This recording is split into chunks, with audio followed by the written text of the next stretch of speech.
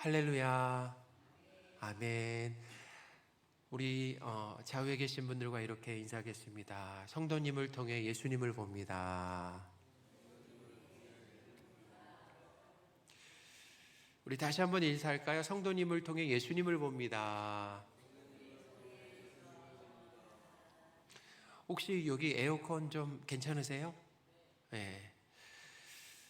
오늘 이 말씀은 유대인 베드로가 가진 그 이방인에 대한 어떤 치우친 이 잘못된 생각, 이것을 이제 한 단어로 말하면 이제 편견이라고 하는데, 그 편견을 하나님께서 깨주시는 그런 과정을 다루고 있다라는 거예요. 그러니까 1세기 당시 유대인은 이방인과 상종을 하지 않았습니다. 그러니까 제일 심각한, 그렇게 상종함으로 인해서 어떤 심각한 문제가 생기냐면은 이방인을 전도 대상자에서 제외시켰다라는 거예요. 누구를 제외시켰다고요? 이방인을 전도 대상자에서 아예 제외시켰다라는 거죠. 하나님께서 그래서 직접 개입하셔서 이방인에 대한 이 유대인 베드로의 잘못된 편견, 이 편견을 바꿔주심으로 인해서 이 이방인 선교의 문이 열리게 되는 아주 놀라운 이야기다라는 거예요. 그래서 사실 성경에 이 사도행전에 3대 이야기가 있는데, 오순절 성령 강림 사건, 그 다음에 사울의 회심, 그리고 고넬료의 이 회심이 사도행전의 3대 사건이다라는 거예요. 그만큼 이 고넬료의 회심 사건은 참 중요하다라는 거죠. 근데 어떤 면에서 중요하다고요? 그러니까 이방인에 대한 이 베드로의 편견을 하나님이 바꿔주심으로 인해서 이방인에 대한 선교의 문이 어떻게 해요? 이제 열리게 되는 그런 계기가 된다라는 것입니다. 그러니까 우리는 그런 관점에서 오늘 본문을 좀 바라봐야 된다라는 거죠. 이제 오늘 본문은 이방인에 대한 이 베드로의 편견을 하나님께서 바꿔주시는 거예요. 자, 편견을 누가 깨주신다고요? 하나님이 깨주신다라는 그 내용인데요. 한번 찬찬히 살펴보겠습니다. 백부장 이 고넬료가 보낸 하인들 그리고 군인이 요바에 거의 도착했을 쯤에 베드로는 기도하러 지붕에 올라갔다라고 기록되어 있어요. 베드로는 이제 기도를 마치고 그때 마침 어땠어요? 배가 고팠다라고 기록을 하고 있습니다. 배가 고파서 이제 식사를 하려고 하는데 시몬의 집사람들이 이제 음식을 준비를 하고 있었습니다. 이 배고픈 중에 베드로는 황홀한 중에 특별한 환상을 보게 되었다라는 거예요. 어떤 환상입니까? 하늘이 열렸습니다. 하늘이 열리고 한 그릇이 내려왔다라는 거예요. 그 그릇 안에는 각종 짐승과 기는 것과 공중에 나는 새들이 있었습니다. 12절입니다. 그 안에는 땅에 있는 각종 네 발 가진 짐승과 기는 것과 공중에 나는 것들이 있더라. 아멘. 베드로가 그 그릇 안을 이렇게 들여다보고 있는데 하늘에서 소리가 들려왔다라는 거예요. 자, 무슨 소리입니까? 오늘 말씀의 제목에 베드로야 일어나 잡아 먹어라 라고 하는 그 음성이 들려왔다라는 거죠. 13절입니다. 또 소리가 있으되 베드로야 일어나 잡아 먹어라 하거늘. 아멘. 베드로가 지금 어떤 상태라고요? 배고픈 상태예요. 마침 배가 고프잖아요. 그러니까 배고프니까 그 그릇 안에 있는 짐승을 잡아 먹을 수 있잖아요. 근데 배고팠는데 잡아 먹을 수가 없었다라는 거예요. 배고팠어요? 그러면 우리 사실 돌이라도 씹어 먹을 건데 그 짐승들을 잡아먹지 않았다라는 것입니다. 왜냐하면 그 그릇 안에 있었던 이 짐승들, 이 동물, 곤충, 새들은 레위기 율법에서 먹어서는 안 되는 그런 부정한 것들이었다라는 거예요. 14절입니다. 베드로가 이르되 주여 그럴 수 없나이다. 속되고 깨끗하지 아니한 것을 내가 결코 먹지 아니하였나이다 한데. 아멘. 레위기 11장에 보면은 음식법이 있습니다. 레위기 11장에 그 하나님의 백성이 먹어도 되는 것과 먹지 말아야 될 것을 분명히 거기다 기록해 놓으셨다라는 거예요. 레위기 11장 2절에서 4절입니다. 이스라엘 자손에게 말하여 이르라. 육지의 모든 짐승 중 너희가 먹을 만한 생물은 이러하니 모든 짐승 중 굽이 갈라져 촉발이 되고 새김질하는 것은 너희가 먹되 새김질하는 것이나 굽이 갈라진 짐승 중에도 너희가 먹지 못할 것은 이러하니 낙타는 새김질은 하되 굽이 갈라지지 아니하였으므로 너희에게 부정하고. 아멘. 이렇게 이제 제가 간단하게만 말씀드리지만 11장이 그 내용으로 가득 차 있어요. 그러니까 이 유대인들은 레위기 음식법을 지켰다라는 것이고, 베드로도 이 음식법을 어떻게 해요? 아주 철저하게 지켜왔다라고 하는 것을 우리가 알 수 있죠. 그러니까 베드로가 그릇 안에 있는 이 짐승들을 잡아먹는 것을 거절했잖아요. 어떻게 보면 하나님의 뜻인데도 거절했어요. 그냥 단번에 거절하자 두 번째 음성이 들려왔습니다. 15절인데 우리 같이 한번 읽어보겠습니다. 또 두 번째,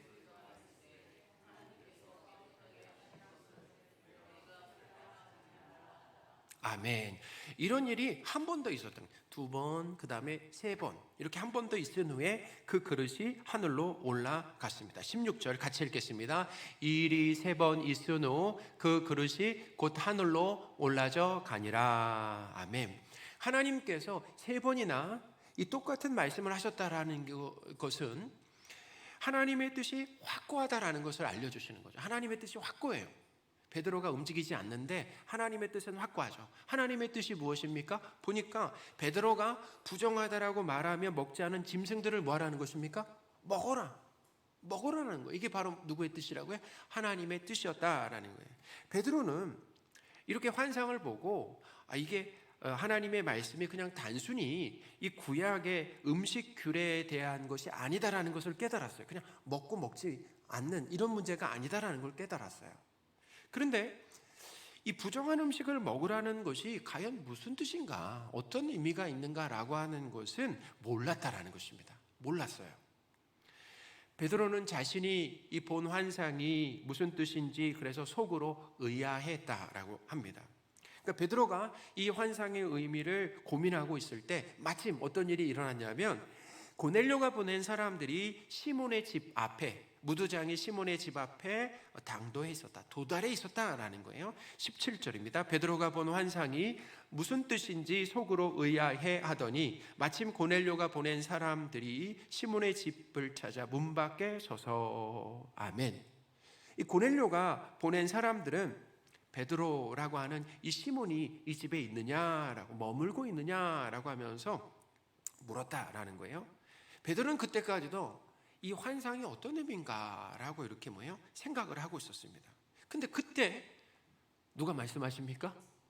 그때 성령님께서 말씀하신다는 거예요. 그러니까 성령님께서 베드로에게 직접 말씀하셨는데 뭐라고 말씀하셨습니까? 베드로에게 이렇게 그들은 내가 보냈으니까 주저하지 말고 함께 가라 라고 이렇게 말씀하셨다라는 거예요. 19절 20절 말씀입니다. 베드로가 그 환상에 대하여 생각할 때 성령께서 그에게 말씀하실 때 두 사람이 너를 찾으니 일어나 내려가 의심하지 말고 함께 가라, 내가 그들을 보내었느니라 하시니. 아멘. 성령께서 적극적으로 이때에 개입하고 이렇게 나서신 이유가 있죠. 성령님께서 왜 나서셨을까요? 이렇게 하나님께서 만약에 이때 개입하지 않으시잖아요. 그러면 베드로는 고넬료가 보낸 사람들을 따라가겠습니까? 안 따라가겠습니까? 따라갈까요? 안 따라갈까요? 안 따라간다. 절대로 안 따라간다라는 것입니다. 왜 안 따라가요? 누구도 왔어요 거기? 로마 군인도 왔어요. 그때 당시 사람들 로마 군인만 보면 그냥 벌벌 떨던 그 당시인데, 로마 군인이 왔으면 어떻게 따라가는 게 아니라 거기서 보자마자 어떻게 해야 돼요? 도망가야 되는 거예요. 보자마자. 사실은 따라가지 않은 이유가 있는데, 그것은 뭐냐면은 이 이방인을 유대인은 이방인을 상종하지 않는 잘못된 전통 때문이다라는 거예요. 상종하지 않았어요. 베드로가 이 가이사랴에 이제 이 고넬료 집에 도착했을 때 고넬료에게 처음 했던 말을 들으면 이 당시 유대인이 이방인과 교제하지 않았다라고 하는 것을 알 수가 있다라는 거예요. 사도행전 10장 28절인데요. 우리 같이 한번 읽어보겠습니다. 이르되 유대인으로서 이방인과 교제하며 가까이 하는 것이 위법인 줄은 너희도 알거니와. 아멘. 누가 알았어요?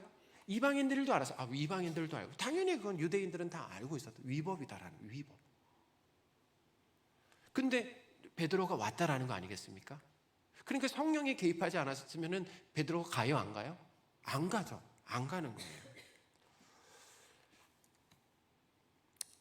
그들은 베드로에게 백부장 고넬료에 대해서 이제 자세하게 얘기를 했습니다. 백부장 고넬료는 의인입니다. 또 하나님을 경외하면서 온 유대 사람들에게 칭찬을 받아요. 이 고넬료가 기도하다가 천사의 지시를 받아가지고 이 베드로를 초청해서 말을 들으려고 당신을 초대하는 겁니다 라고 이렇게 어떻게 보면 좀 정중하게 얘기를 하는 거죠. 22절입니다. 그들이 대답하되 백부장 고넬료는 의인이요 하나님을 경외하는 사람이다. 유대 온 족속이 칭찬하더니 그가 거룩한 천사의 지시를 받아 당신을 그 집으로 청하여 말을 들으려 하느니라 한대. 아멘. 하인들이 이 백부장 고넬료에 대해서 이렇게 소개하는 이유가 있어요. 그것은 뭐냐면 아마도 베드로를 안심시키는 거죠. 안심시키고 순순히 따라오게 하려고 하는 그런 의도가 있다는 거예요. 로마 군대 백부장이 베드로를 찾는다라고 하면 뭡니까? 체포죠, 체포. 보통 체포라고 생각하는 거 아니겠어요? 근데 이 하인들은 베드로를 체포하려고 온 것이 아니라 어떻게 모셔가려고 왔다라는 거죠. 베드로는 그들과 대화하면서 역시 성령의 그 인도하심을 확인했다라는 거예요. 그래서 베드로는 우선 그들을 집으로 들여서 유숙하게 했습니다. 23절입니다. 베드로가 불러들여 유숙하게 하니라. 이튿날 일어나 그들과 함께 갈새 욥바에서 온 어떤 형제들도 함께 가니라. 아멘. 베드로는 밤새 어쩌면 이제 유숙해서 바로 출발하는 게 아니잖아요. 그 밤새 일어난 일들이 복귀하는 거죠. 한번 돌아보는 거죠. 자기가 봤던 환상, 이들이 봤다라고 하는 환상, 성령의 말씀, 이들의 이야기를 한번 다 복귀하면서 어떻게 행동해야 될지 아마 고민했던 것 같아요. 근데 다음날 일어나서 베드로가 어떻게 했습니까? 고넬료가 보낸 사람들과 함께 가이사랴로 가게 되었다라는 거죠. 그러니까 베드로는 어떻게 보면 모든 것이 이해가 됐습니까? 안 됐습니까? 이해가 안 됐지만 모든 것이 다 명확하게 이해된 건 아니지만 어떻게 해요? 성령 하나님의 이 말씀에 순종했다라는 것을 우리에게 가르쳐 주고 있다라는 거죠. 사랑하는 여러분, 오늘 이 말씀을 통해서 주시는 이 하나님의 가르침이 무엇인가라고 하는 것을 우리가 한 두 가지를 살펴보는데, 첫째는 뭐냐면, 이제 한번 적어보셔도 돼요. 첫째는 뭐냐면 한 사람의 구원이라고 하는 것은 하나님의 계획하심과 일하심으로 이루어진다라는 것입니다. 할렐루야. 한 사람의 구원, 그 한 사람의 구원은 누구의 계획이라고요? 하나님의 계획이에요. 누가 일하신다고요? 하나님이 그 계획을 이루신다, 일하신다라고 하는 것을 오늘 본문을 통해서 우리가 다시금 확인한다라는 거예요. 이방인 이 고넬료가 구원받은 것은 고넬료나 이 베드로의 계획이 아니었습니다. 누구의 계획이었습니까? 바로 하나님의 계획이었다라는 거예요. 하나님은 이 고넬료를 구원하시려고 아주 주도 면밀하게 일하셨다라는 거예요. 어떻게 일하셨습니까? 하나님은 고넬료와 베드로가 이제 기도할 때 각기 다른 환상을 보여주셨어요. 환상을 통해서 고넬료는 욥바에 있는 베드로에게 하인들을 보냈습니다. 고넬료의 하인들이 욥바에 거의 도달했을 때 그 정확한 시점에 베드로에게도 뭘 보여주셨습니까? 환상을 보여주셨다라는 거예요. 베드로가 자신의 환상의 의미를 고민하고 있을 때, 본 환상의 의미를 고민하고 있었을 때 누가 말씀하셨습니까? 성령께서 말씀하셨어요. 그래서 베드로에게 의심하지 말고 주저하지 말고 그들과 함께 가라고 말씀해 주시기도 했다라는 거예요. 거리상으로 얼마나 떨어져 있다고요? 가이사랴하고 욥바하고 50km 떨어져 있었다는 거예요. 그 50km 떨어져 있고 얼굴도 모르는 사이인 이 고넬료와 그리고 베드로를 만나게 하시려는 하나님의 그 이끄심, 그 인도하심을 아주 우리가 강력하게 이 본문에서 느끼게 된다라는 것입니다. 이렇게 하나님은 고넬료를 구원하시려고 아주 빈틈없이 뭘 하시냐면 물밑 작업을 하셨다는 거예요. 그래서 제가 이 말씀 제목을 하나님의 물밑 작업 이렇게 하려다가 그렇게 하진 않았는데, 하나님 뭐냐면 구원을 위해서 물밑 작업을 하셨다라는 것입니다. 사랑하는 여러분, 우리가 구원받고 하나님의 자녀가 된 것은 우리의 계획이나 아니면 우리를 전도한 사람의 계획이 아니다라는 것입니다. 누구의 계획입니까? 하나님의 계획이다라는 거예요. 우리가 구원받은 것은 하나님의 계획이고, 하나님은 그 구원 계획을 이루시기 위해서 여러 단계와 절차를 아주 촘촘하게 밟아가신다라는 거예요. 그걸 우리가 알 수 있다라는 거죠. 오늘 본문을 통해서 아는 거죠. 하나님이 사실 똑같이 일하지 않으십니다. 지금 보면은 뭐예요? 고넬료에게 환상을 보여줬고 베드로에게 환상을 보여주셔서 만나게 하심으로 인해서 베드로의 그 설교, 복음 설교를 듣고 고넬료와 그 가족 친지들이 예수님을 믿게 되잖아요. 똑같이 이런 과정을 겪는 건 아니지만 원리는 같다라는 거예요. 누구의 계획이요? 하나님의 계획. 누구의 일하심이요? 하나님의 일하심. 물밑 작업. 아주 촘촘하게 빈틈없이 절차를 밟아가신다라는 거예요. 우리는 이 본문을 통해서 우리의 구원이 하나님의 계획과 열심으로 이루어진다라고 하는 것을 다시 배우는 거예요. 그것을 다시 배우는 것입니다. 우리가 교회 출석하잖아요. 여러분 교회 어떻게 출석하게 되셨습니까? 오늘 우리가 순예배는 드리지 못하지만 이제 순예배 드리면 저는 그 질문을 이렇게 하려고 그랬어요. 우리가 어떻게 처음 교회 출석하게 되었는가? 어떻게 교회 출석하게 되었는가? 저의 삶을 돌아보니까 하나님이 중학교 시절에, 초등학교 시절에, 중학교 시절에 그 친구들을 통해서 교회를 가게 하셨어요. 그러니까 제 발로 간 게 아니라 친구들을 통해 교회를 가게 하셨어요. 어떤 경우에는 중학교 시절에는 옆집 아주머니를 통해서 교회를 가게 됐는데 그 교회가 모교회가 되었다라는 거예요. 할렐루야. 그러니까 처음 가게 되었을 때 하나님이 사람들을 보내주십니다. 내 인생 가운데 많은 사람들을 하나님이 보내주시는 거죠. 그리고 뿐만 아닙니다. 보내주시고 끝나는 것이 아니라 이제 예수님을 믿어야 돼요. 예수님을 믿을 수 있도록 많은 목회자를 만나게 하셨어요. 그래서 말씀을 듣게 하셨죠. 그러니까 그렇게 내가 교회 출석하고 예수님을 믿게 된 것은 그렇게 믿을 수 있도록 사람들을 만났는데 그것은 우연이 아니다라는 거예요. 우연이 아니라 무엇입니까? 하나님께서 보내주신 것이다라는 거예요. 여러분 우리 삼는교회를 만나게 하신 것도 우연이 아니에요. 우리는 우연히 삼는교회를 다니는 것이 아니라 하나님의 인도하심 가운데 삼는교회를 출석하고 있다라는 것입니다. 이렇게 하나님은 우리의 구원을 계획하시고 열심히 이루어 가신다라는 것입니다. 열심히 이루어 가신다라는 거예요. 이방인 고넬료와 우리의 구원은 하나님이 계획하셨기 때문에 실패 없이 반드시 성공합니다. 성경은 그것 또한 가르쳐 주고 있어요. 하나님이 계획하시고 하나님이 일하시기 때문에 실패 없이 어떻게 반드시 성공하게 되어 있다라는 거죠. 우리의 구원을 계획하시고 반드시 이루시는 하나님을 찬양하시기 바랍니다. 그래서 오늘 우리가 말씀을 들으면서 그 하나님을 찬양하는 거죠. 자, 하나님께서 주시는 가르침 두 번째는 뭐냐면 하나님은 이 유대인만 아니라 이방인에게도 복음이 전해지도록 이방인에 대한 이 베드로의 편견을 깨주셨다는 것입니다. 편견을 깨주셨어요. 여러분 우리가 얼마나 많은 편견 가운데 살아갑니까? 그냥 편견 덩어리예요. 예를 들면 이런 거 있잖아요. 재밌는 편견인데 사람들이 저를 보면 그래요. 저 키 크고 뭐라 그래요? 예? 실없는 사람이라 그래요. 그러면 우리 키 큰 사람에 대한 편견이 있잖아요. 그렇죠?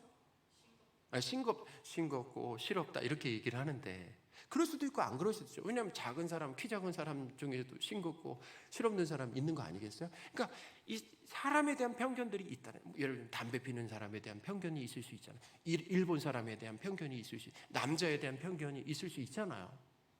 우리가 사실은 그 사람에 대해서 정확히 다 알지 못하는데 그럴 것이다라고 하는 이 치우친 생각을 가지고 있다라는 거예요. 잘못된 생각.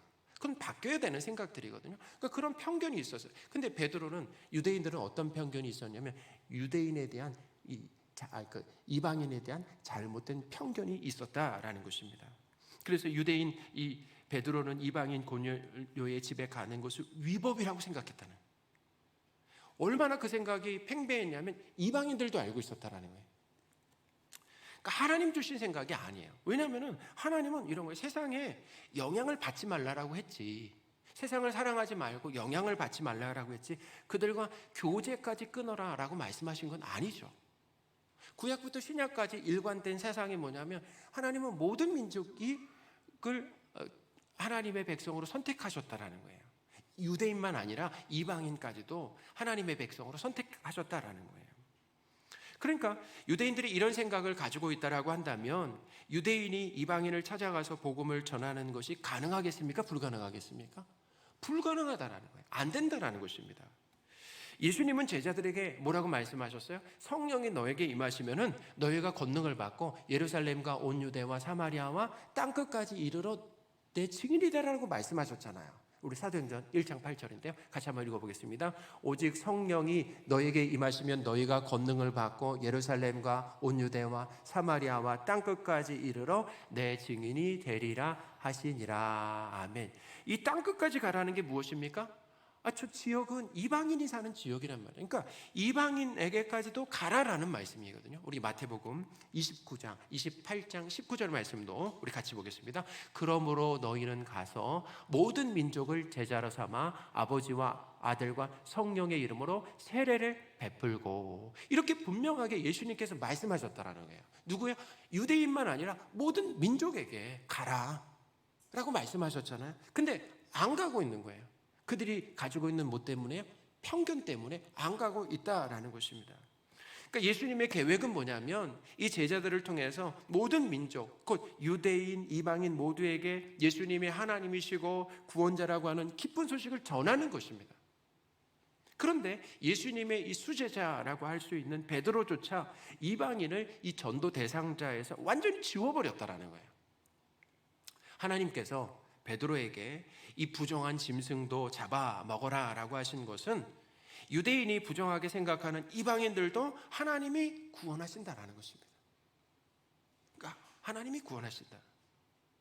그러니까 하나님께서 지금 하시는 일이 무엇입니까? 그것은 베드로가 가진 이 이방인에 대한 잘못된 편견을 어떻게 깨트려 주시는 것이다 라는 거예요. 유대인은 이방인을 전도 대상자에서 제외시켰는데, 자 보세요. 이제 왜 고넬료 사건이 중요하냐면 이 고넬료의 회심 사건 이후에 11장에 어떤 일이 벌어지냐면 예루살렘 교회에서 근데 이제 이방인에게 복음 전하는 것을 공식화했습니다. 할렐루야. 그 공식화해서. 그리고 13장부터는 누가 이제 활동하기 시작합니까? 이방인의 사도로 부름받은 사울이 이제 이방인들에게 복음을 마음껏 전하게 된다는 거예요. 이런 과정이 없었다라고 한다면 어려웠다라는 거예요. 그러니까 하나님이 왜 과정을 밟아가시는 거죠. 참 놀랍습니다. 이렇게 과정을 밟아가신다라는 거예요. 복음이 유대인에게만 머물지 않고 이방인인 우리에게까지 전파될 수 있도록 하나님께서 일하신 거예요. 우리도 이방인이잖아요. 유대인 아니면 다 이방인입니다. 근데 우리에게 복음이 올 수 있었던 것도 누가 일하셨냐면 하나님이 일하신 결과다라는 거죠. 복음이 이방인인 우리에게까지 전해질 수 있었던 것, 그거는 베드로나, 어떻게 보면 베드로가 처음 이방인에게 전하는 거잖아요. 그러니까 사울이 이방인에게 복음을 전하기 전에 베드로가 이방인에게 복음을 전하는 게 먼저 나오잖아요. 그죠? 이거는 베드로나 그리고 사울이 한 것이 아니라 누가 한 거예요? 하나님이 하셨다라는 것입니다. 하나님의 그 일하심 덕분에 이방인인 우리도 복음을 듣고 예수님을 믿게 된 것이다라는 거죠. 하나님은 베드로와 이 초대교회가 전도 대상자를 이방인까지 확대할 수 있도록 일하셨다라는 것입니다. 할렐루야. 하나님은 복음이 예루살렘과 온 유대와 사마리아를 넘어서 이방인이 사는 땅끝까지 갈 수 있도록 기초를 놓으신 거예요. 그러니까 하나님이 그냥 말씀만 하시는 분이 아니다라는 거예요. 그 말씀이 이루어지도록 어떻게 해요? 한 스텝 한 스텝 누가 밟아가는 거예요? 하나님 밟아가신다라는 거예요. 성경을 보면 참 놀랍습니다. 하나님의 그 일하심이라고 하는 것은 놀랍다라는 거예요. 저는 참 주먹구구식으로 이런 일을 하는데 하나님은 그렇게 일하시지 않는다라는 거예요. 사랑하는 여러분, 하나님은 사람에 대한 우리의 잘못된 편견과 치우친 생각을 깨트려 주십니다. 이게 필요해요. 우리는 신앙생활하면서 이렇게 우리의 편견, 사람에 대한, 다른 사람에 대한 잘못된 편견을 그게 깨져야 돼요. 깨져야지 뭐예요? 우리의 전도 대상자가 확대된다라는 거예요. 우리도 유대인 베드로처럼 하나님께서 구원하시려고 하는 사람인데 우리 기준과 잣대로 전도 대상자에서 제외시키는 경우가 있습니까? 없습니까? 있더라는 거예요. 예수님은 사람을 속여 부자가 된 그때 당시에 소문난 이 죄인 세리장 삭개오에게도 구원을 주셨어요. 또 예수님 한편의 강도와 7 귀신 들렸던 7 귀신에 사로잡혔던 이 막달라 마리아에게도 구원의 은혜를 주셨다라는 것입니다. 당시 사람 유대인들이 볼 때는 정말 저 사람들은 구원받지 못할 거라고 생각했던 그 사람들 말이죠. 그러니까 내 기준에 따라 잘못된 이런 편견에 따라서 전도 대상자를 제한해서는 안 된다라는, 성별이나 나이나 직업이나 국적과 상관없이 모든 사람이 전도 대상자다라는 것입니다. 오늘 말씀은 베드로야 일어나 잡아먹어라입니다. 이 말씀이 어떤 의미가 있겠습니까? 우리에게 주시는 말씀 어떤 의미가 있겠습니까? 그것은 전도 대상자를 어떻게 이방인에게까지 확대해라는 뜻이잖아요. 베드로에게. 그러니까 우리에게 적용해 본다라고 한다면은 사람에 대한 이 잘못된 편견과 마음으로 나의 전도 대상자에서 제외시킨 사람들까지도 전도 대상자로 삼아라라고 하는 하나님의 말씀이다라는 것입니다. 이런 거죠. 그러니까 상우가 일어나 잡아먹어라. 자기 이름을 한번 넣어보세요. 시작. 상우가 일어나 잡아먹어라 라는 거예요. 전도 대상자를 정할 때 어떤 사람을 선택합니까? 아니면 어떤 사람을 제외시킵니까? 저 직업 가진 사람은 아마 구원받지 못할 거야. 어떤 직업에 따라서 저런 추악한 사람은 아마 하나님도 포기하셨을 거예요. 아니면 저 사람 참 꼴 보기 싫다. 저 사람 그냥 교회 안 다녔으면 좋겠어요 그냥. 아니면 마음에 안 들어. 아니면 미운 사람과 원수까지도. 우리 그럴 수 있습니다. 정말 싫은 사람, 원수. 전도 대상자에서 그냥 빼버린다라는 거예요. 한번 생각해 보세요. 이스라엘 백성에게 당시 원수가 누구겠습니까? 유대인들에게 당시 원수가 누구겠어요? 로마 군병 아니겠어요?